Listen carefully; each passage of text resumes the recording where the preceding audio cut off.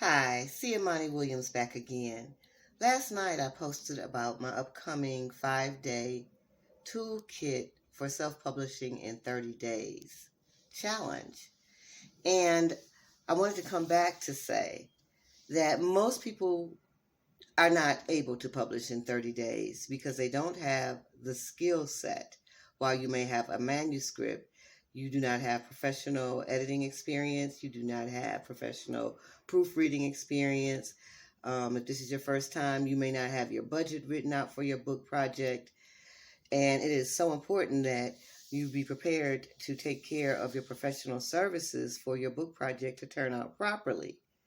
So do sign up for the challenge, but understand that only a select few people are able to actually publish in 30 days, but you can absolutely do it over the summer. Wanted to clear that up.